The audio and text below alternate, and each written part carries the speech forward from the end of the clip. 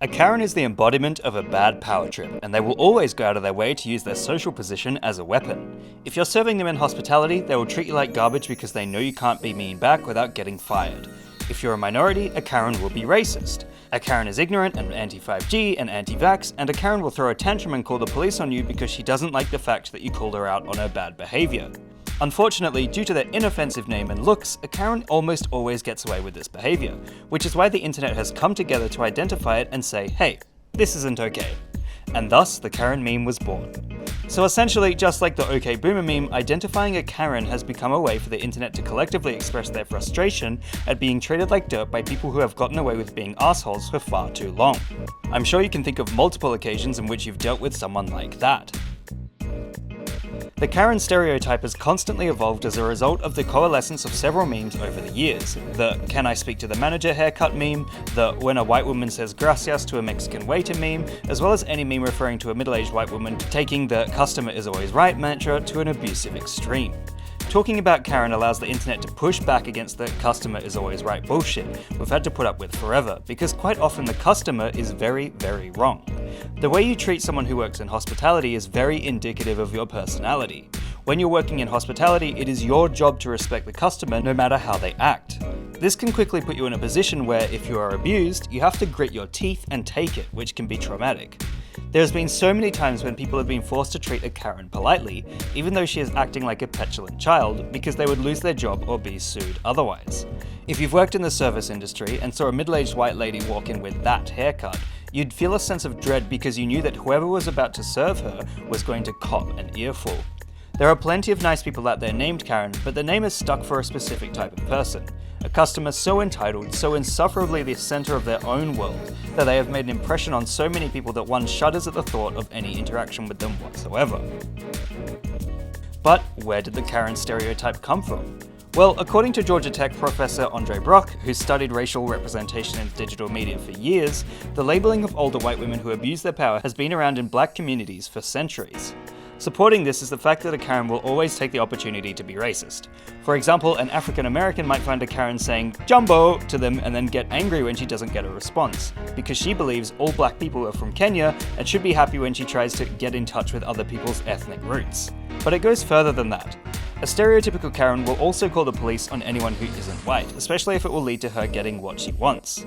A very similar name for women like that was created by the African American community, called a Miss Anne. A Miss Anne is exactly the same as a Karen. They both use their power in society to lord it over others because they know they can fall back on the position of just being a customer or simply ignorant. However, it's also generally agreed that the Karen stereotype was furthered by a Dane Cook stand-up routine in 2005, and then truly flew into meme culture with the "Can I speak to the manager" haircut meme from 2014 that was spread onto Reddit and Black Twitter. Karen will think nothing of showing the latest anti-vax graphic or 5G conspiracy, because to her, she is the be-all and end-all of all knowledge. And that video by that totally real doctor on YouTube was very convincing. A prime example of this is a moment when a woman who was protesting against the coronavirus measures was stopped by medical professionals and made the news because of it.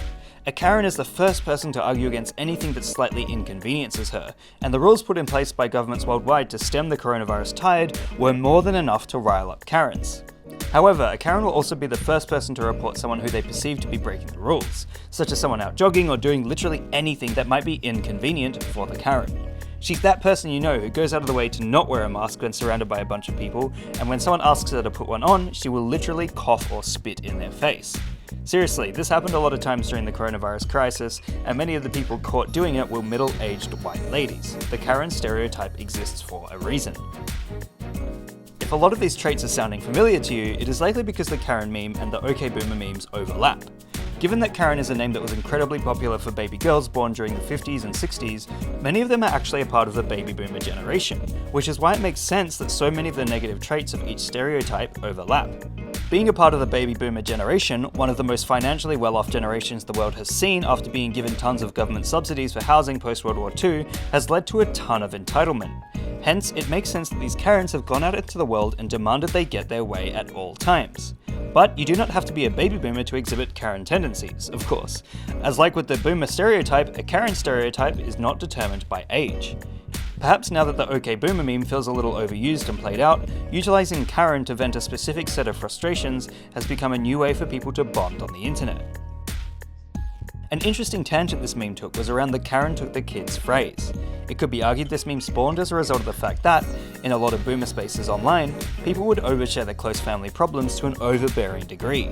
You could be trolling the comments section of a local news article and suddenly find that Bob has just written an all-caps account of how Karen has taken his kids and left him.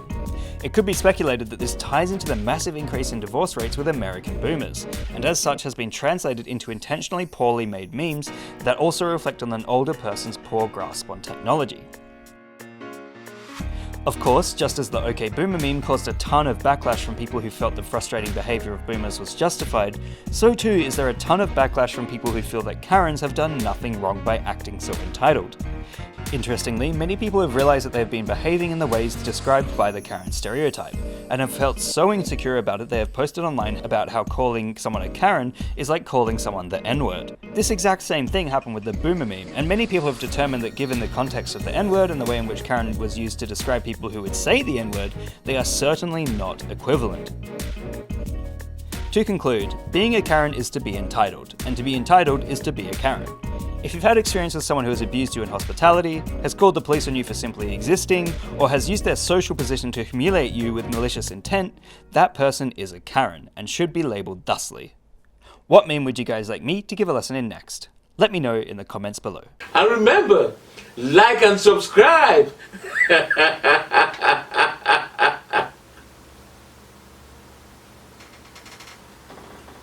Or else.